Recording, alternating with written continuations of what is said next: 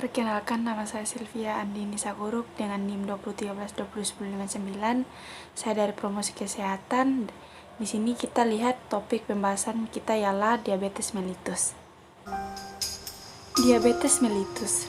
Bagaimana tubuh memperoleh makanan yang dikonsumsi untuk menyediakan energi yang diperlukan bagi sel tubuh? Nah, gangguan metabolisme yang terjadi jika seseorang mengalami diabetes.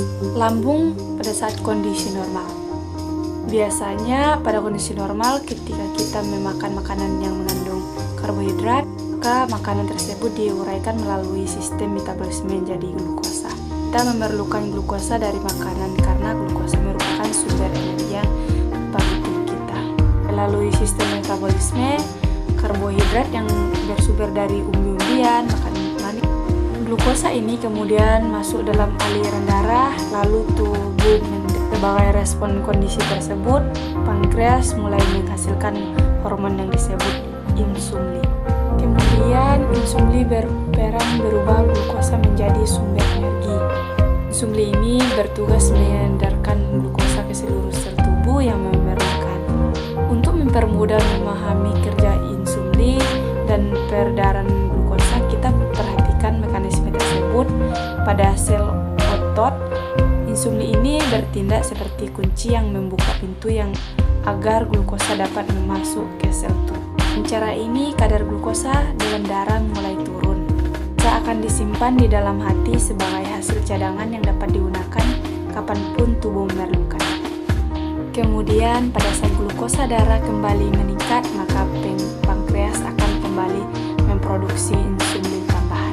Insulin mengedarkan glukosa ke dalam aliran darah menuju sel otot, membuka pintu dan memasukkan glukosa ke dalam sel. Tubuh dapat berfungsi dengan baik ketika glukosa darah berada pada tingkat optimum. Bila kadar glukosa meningkat, tubuh akan mengendalikan menjadi normal. Pada orang normal, mekanisme ini terus berjalan dengan baik setiap kita mengkonsumsi makanan. Tapi bagi mereka yang mengalami diabetes, mekanisme ini tidak berjalan dengan semestinya. Selanjutnya ada diabetes tipe 1. Pada diabetes tipe 1 ini, tubuh kekurangan atau tidak menghasilkan insulin sama sekali. Ini terjadi akibat kerusakan pada sel pankreas yang memproduksi insulin. Jadinya diabetes mellitus tipe 1 sampai saat ini belum diketahui secara pasti.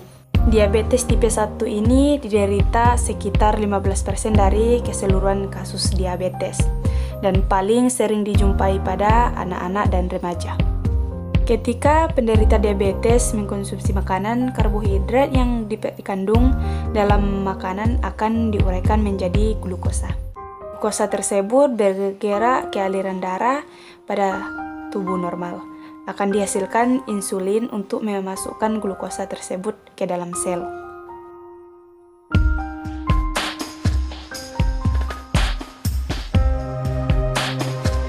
Tapi pada penderita diabetes tipe 1 tidak ada insulin yang dihasilkan sehingga glukosa tidak dapat masuk ke dalam sel tubuh. Ini akan mengakibatkan kadar glukosa dalam tubuh semakin meningkat. Berusaha untuk menurunkan kadar glukosa dengan cara mengeluarkan glukosa melalui ginjal. Sebabnya orang mengalami diabetes tipe 1 sering buang air kecil. Sering dengan pengeluaran glukosa oleh ginjal, air pun banyak keluar dari tubuh, mengakibatkan rasa haus bagi penderita. Ini mengandung banyak glukosa, mengakibatkan bertumpuknya bakteri. Bakteri ini menimbulkan gatal-gatal dan jamur pada bagian genital. Nah, kadar glukosa pada darah meningkat. Jika terjadi luka, maka bakteri akan berkembang biak di daerah luka yang dapat mengakibatkan lambatnya penyembuhan luka. Juga akan menumpuk pada lensa depan mata yang akan mengakibatkan penglihatan menjadi kabur. Ini dapat mengakibatkan penglihatan menjadi kabur karena glukosa tidak berubah menjadi energi. Penderita diabetes akan merasa cepat letih dan kesulitan untuk melakukan rutinitas sehari-hari. Agar tubuh dapat berfungsi dengan baik, tubuh terus memerlukan sumber energi. Tubuh mulai mengurangi cadangan lemak, menghasilkan energi yang pada akhirnya dapat berujung pada turunnya berat badan. Kemudian ada diabetes tipe 2. Diabetes tipe 2 ini ditemukan pada sekitar 85% jumlah penderita diabetes. Umumnya terjadi pada usia atas 40 tahun. Diabetes tipe 2 agak lebih kompleks dibandingkan tipe 1 karena banyak faktor yang mempengaruhi proses terjadinya. Diabetes tipe 2 terjadi karena tubuh tidak menghasilkan cukup insulin atau insulin yang dihasilkan tidak bekerja dengan baik. Satu penyebab adalah kelebihan berat badan. Orang yang memiliki kelebihan berat badan umumnya memiliki kadar lemak tinggi. Ini dapat juga terjadi pada orang dengan berat badan orang normal. Diabetes, karbohidrat yang terkandung dalam makanan diuraikan menjadi glukosa dalam sistem pencernaan sebagai mestinya. Tersebut bergerak ke dalam aliran darah. Pankreas mulai menghasilkan insulin yang bergerak bersama glukosa melalui aliran darah untuk dialirkan ke seluruh sel tubuh yang memerlukan glukosa untuk energi. Tapi glukosa tidak selalu dapat masuk ke dalam sel karena lubang kunci pada pintu sel telah dipenuhi dengan lapisan lemak. Insulin tidak dapat melakukan fungsinya untuk membuka pintu sel dengan baik yang mengakibatkan meningkatnya kadar glukosa dalam darah. Hingga terjadilah diabetes dengan gejala pandangan kabur, haus, cepat letih, berat badan menurun, sering buang air kecil, luka sembuh lama, gatal, dan jamur pada bagian genital.